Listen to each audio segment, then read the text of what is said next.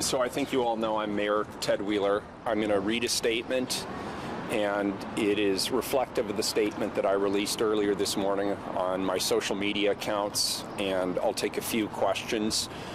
I want to state the obvious. I am not a prosecutor, so there's very little I can tell you about the actual case being made against the alleged perpetrator, but I'm certainly happy to discuss anything else that I'm qualified to discuss.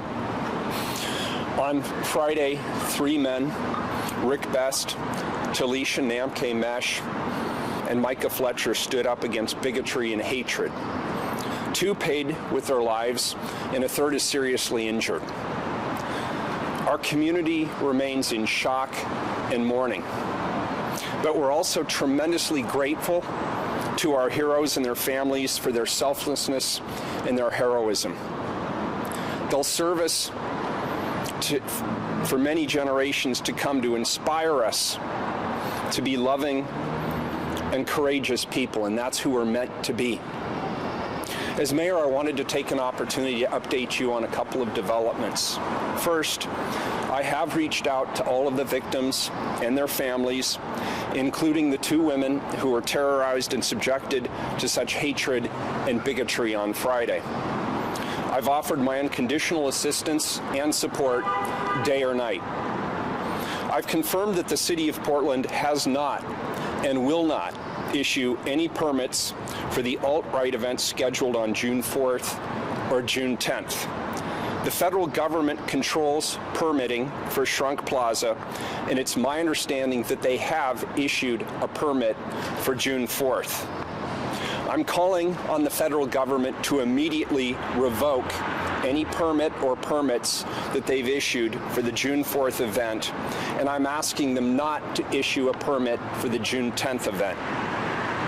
Our city is in mourning. Our community's anger is very real, and the timing and subject of these events can only exacerbate what is already a very difficult situation. I'm appealing to the organizers of the alt-right events to cancel the events that they've scheduled on both June 4th and June 10th. I urge them to ask their supporters to stay away from Portland at this difficult time. There is never a place for bigotry or hatred in our community, and especially not right now. I'm calling on every elected leader in the state of Oregon, every legal agency, and every law enforcement agency to stand with me in preventing another tragedy. When and if the time is right for them, I'd also like to work with the families to find an appropriate way to permanently remember their sacrifice and their honor and their courage. Their heroism is now part of the legacy and the history of this great city. And I want future generations to remember what happened here and why, so that it might serve to both eradicate hatred and inspire future generations to stand up for the right values, like Rick, Taliesin, and Michael did last week. That completes my statement. I'd be happy to answer any questions that I can reasonably answer for you here today. Mayor, before we talk about the permits, you were on a flight to London when this news broke. Tell us how you heard about what happened in your initial thoughts. So I was participating in the inaugural flight on Delta Airlines from Portland to Heathrow Airport. We were probably halfway across the Atlantic Ocean when I was awoken by my chief of staff, briefed on the events that had taken place to the best that we understood them. I made a decision within about 10 seconds that there was nowhere in the world that I needed to be more than right here in Portland. I want to thank the flight crew. The captain of that flight called ahead to Heathrow Airport. He arranged for the director of Delta Airport Operations to meet me at the gate. They escorted me through both customs and security, and I believe they held the plane and got me back on the same plane as it headed back to Portland. So I really can't thank the Delta crew enough. The people in London, they understood the magnitude of this issue. They have gone through so much just in the recent week. And when they heard about this attack, they pulled out the stops to make sure that I could get back to this city as the mayor of this city. They understood it, and I'm really appreciative. You know, and so many people are really struggling to just even wrap their heads around it. I'm sure you can feel the same way that you never expect this to happen in your backyard. What do you say to the citizens of Portland? I tell them that it's okay to be in shock. It's okay to feel a lot of emotion right now and a lot of sadness. And for some people, there's a lot of anger. And that's going to continue to come to the forefront in the days ahead. And that's why I'm asking the federal government and the organizers of next weekend's rallies to work with me to cancel those events and make sure that they don't happen. The anger that people are feeling in this community right now is very, very real. And I share that sadness and I share that anger. And so I guess what I tell the people of this community, what I'm hanging on to right now is the fact that there were 3 men in this community who were willing to lay it all on the line. They were willing to give their lives to stand up for people they didn't know, young women who were maybe different from them, and they were willing to give it all. And 2 of them did. They gave their lives, and a 3rd lies seriously injured in a hospital. That's inspiring to me. And that's what's really bringing me through the sadness. And that was my message to the national and the international press earlier today. I want people in this country, and I want people around the world to know that there are people like Rick and Taliesin and Micah here in the city of Portland, Oregon. And I hope this inspires some changes to the political dialogue in this country. I hope people put aside the hate and the bigotry. And I hope we rise to the memory of these 2 gentlemen who lost their lives. Let's do them honor by standing with them and carrying on their legacy of standing up against hate and bigotry and violence. And it's got to start now. And it's got to start here. It's got to start here in Portland, Oregon. You had spoken about a permanent way to remember them, an appropriate way. What do you see that looking like? You know, I don't even have a clear vision. All I know is if and when the time is right for the families of the victims, I want to work with them, if they'd like me to, on a permanent memorial to honor their sacrifice. And I want future generations to remember what happened here and why it happened and what they were willing to give to do the right thing. That's a really strong message.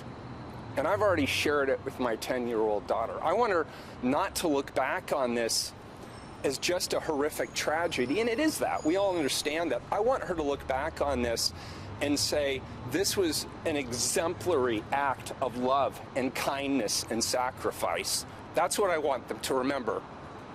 And so it could be, you know, there was a beautiful gathering the other night at the Hollywood Transit Station. I don't even know who controls that piece of land. I don't know if it's private. I don't know if it's owned by TriMet. I don't know who owns it, but maybe we could do something there with that park, or maybe there's something we could do in some other way to honor their legacy. But I'm just telling you, we may not even appreciate it here yet. This is a seminal moment in this state's history, and certainly in this community's history. And the names of those 3 men, Rick and Taliesin and Micah, they'll be up there with the greats. Their sacrifice is supreme, and I do not want future generations to forget that. Have you heard anything yet from the federal government about the permit, or do you have any kind of feeling as to which way they might go? Obviously, the leader of the federal government is obviously right-wing and conservative, so I don't know if that bears. We are in communications with the people that I believe are the appropriate people in the federal government on the issues that I've just discussed. And certainly we're in conversations with the U.S. Attorney's Office and the Federal Bureau of Investigation on the criminal side of this. So I believe we're communicating with the right people. As appreciative as I am of the president sending his thoughts and prayers to the families this morning, and I really am appreciative of that. I think the families need to hear that the president is with them.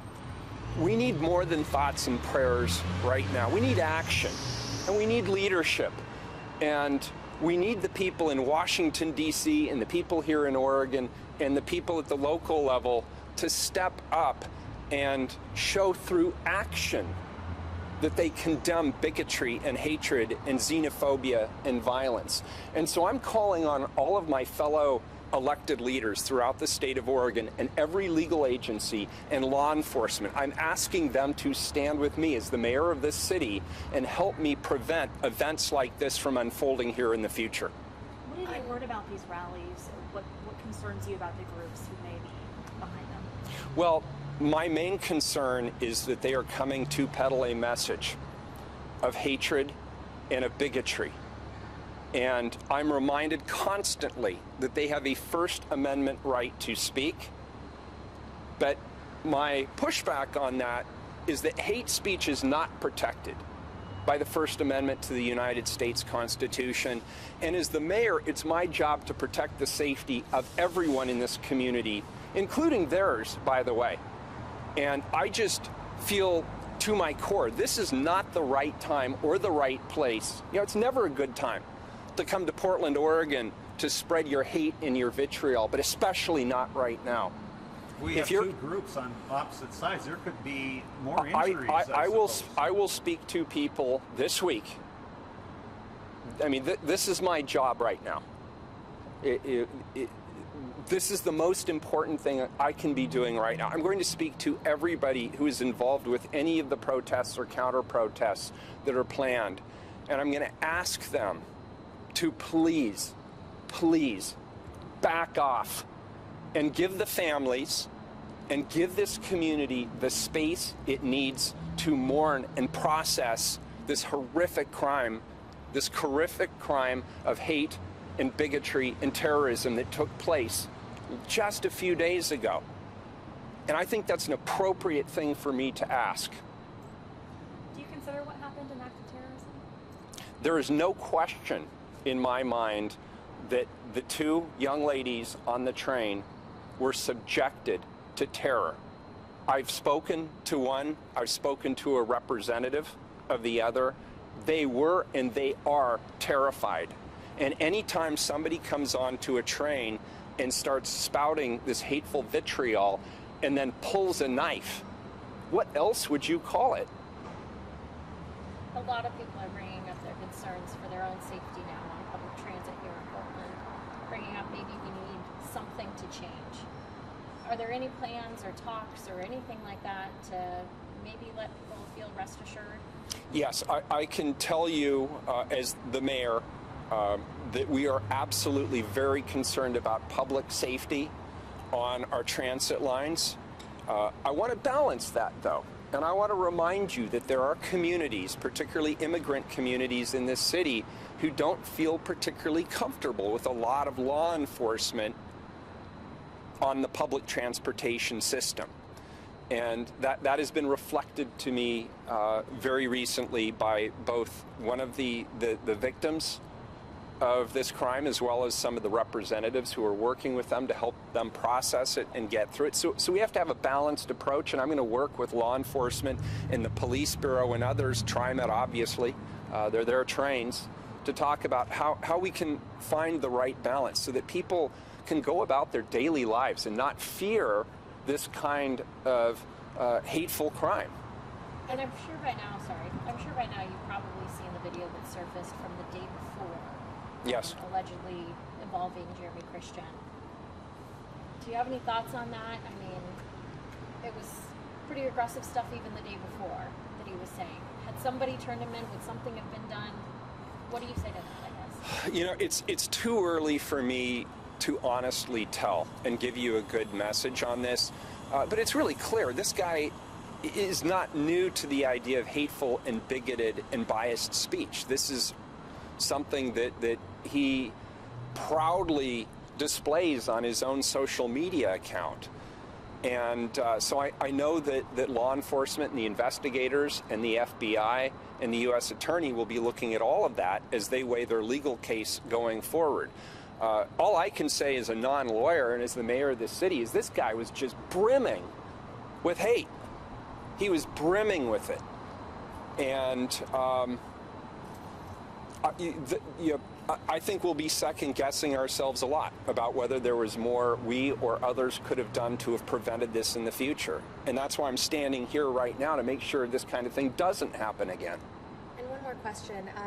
If you could speak directly to Micah, say something directly to Micah, and if Taliesin, if Rick could hear that too, what would you say to these three men? I would say what I've already said to Micah's father and to the families of the others. Thank you. Thank you for raising and supporting such incredible people. I mean, this community is mourning their loss, but we are so much better as a community for having people like that in it. And I want to thank the families. Let's not forget the families here. You know, they will never get over this. They will live with this for the rest of their lives. And so I want them to hear from me and from the public and from the country and the world that we appreciate the sacrifices their sons and their father made. And we should honor them. We should honor that sacrifice. I mean, folks, we all know that this divisiveness and this hatred and this bigotry that seems to be crossing our country like a wave, it's gone too far. And these three guys stood up on a train in Portland, Oregon, and pushed back against the wave. And so what I would tell them is thank you for your courage. And now it's up to us. I'd say to the rest of us, now we got to back that. They took the action. They took the bigger risk. They made the bigger sacrifice. Now we've got to stand up and back them. And we will. That's what I'd tell the families. We will. Thank you, everyone. Thank you. Thank you, Mr. Mayor. Thank you. Yep.